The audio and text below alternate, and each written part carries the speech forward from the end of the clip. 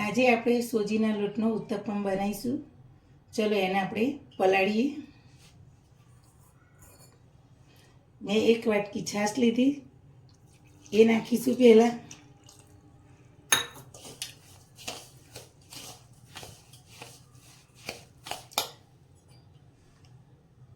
હવે થોડું થોડું પાણી રેડી અને આપણે પલાળી દઈશું લોટને.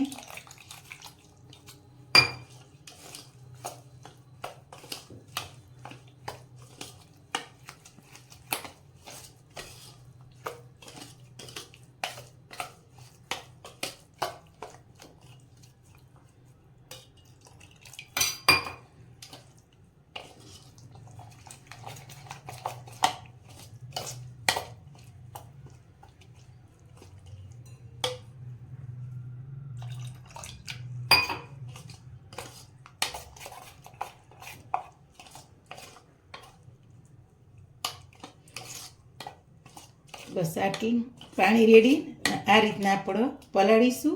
10 મિનિટ રહેવા દઈશું આવી રીતે લોટને, અને પછી આપણે એની અંદર વેજીટેબલ સબ્જી બધી નાખીશું. ચલો 10 મિનિટ પલાળવા દઈએ. લોટને 10 મિનિટ થઈ ગઈ. હવે જોઈ લઈએ. હવે થોડું પહેલાં પાણી રેડી દઈએ.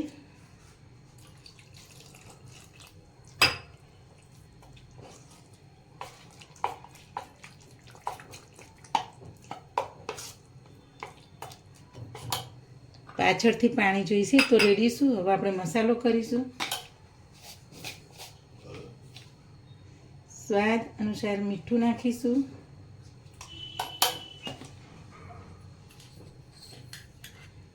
એક ચમચી જેટલું જીરું નાખીશું.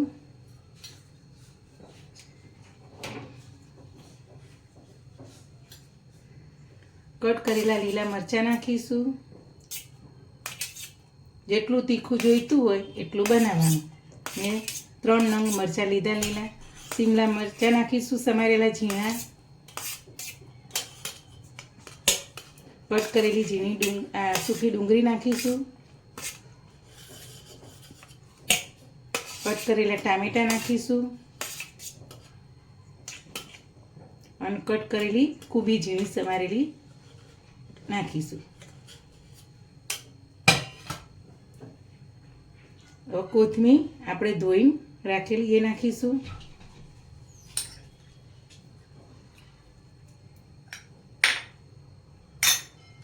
બધું મિક્સ કરીશું આ રીતના.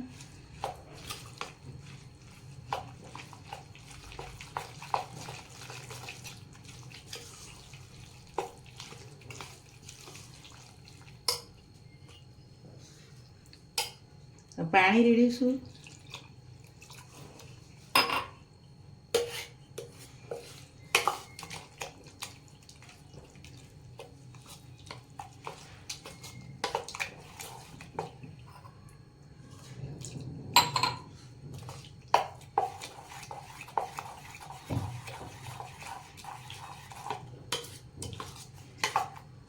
જો આમાં લીલું લસણ પણ સમારી નાખી શકાય. જે શાકભાજી આપણે અત્યારે શિયાળાના જે ઉમેરવા હોય ઉમેરી શકો આપણે.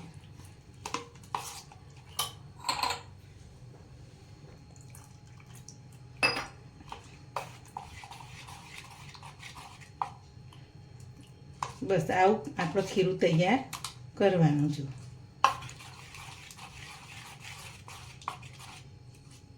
હવે આપણે બધી સબ્જી નાખી અને મસાલો કર્યો. 5 મિનિટ રહેવા દઈશું ઢાંકીને, પછી આપણે પુલ્લા બનાવીશું.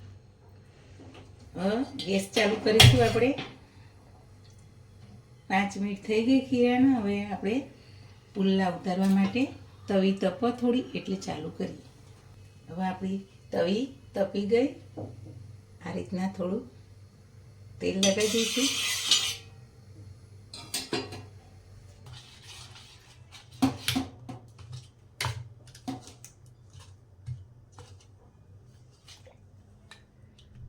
આપણે પુલ્લા બનાવીશું આ રીતના. તમારે જેવડો નાનો મોટો સાઈડમાં પાતળો જાડો જેટલો જોઈતો હોય એ પ્રમાણે ખીરું લઈ અને આ રીતના ચમચાની મદદથી ગોળ ગોળ ફેરવી અને પુલ્લો સરસ તૈયાર કરવાનો.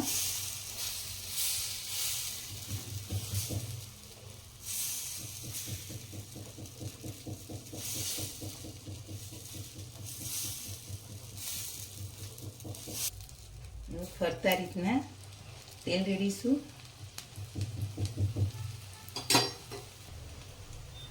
હવે આપણે બીજી બાજુ ફેરવી દઈએ.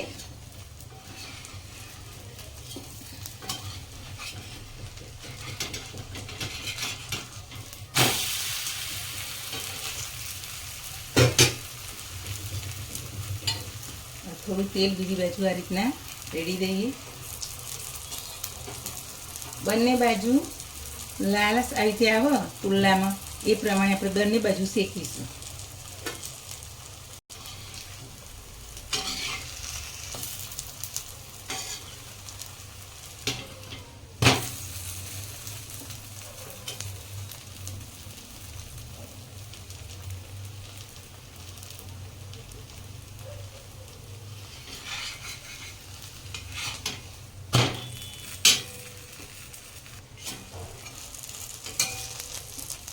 જો આપણો પુલ્લો હવે તૈયાર થઈ ગયો.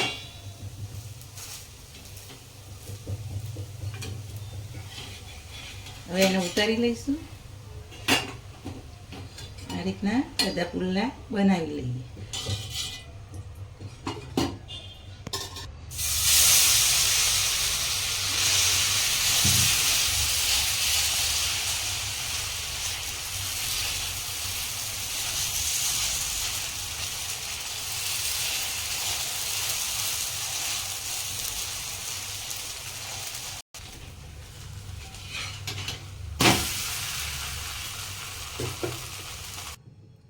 આપણા ઉત્તપમ તૈયાર થઈ ગયા, વેજીટેબલ ઉત્તપમ.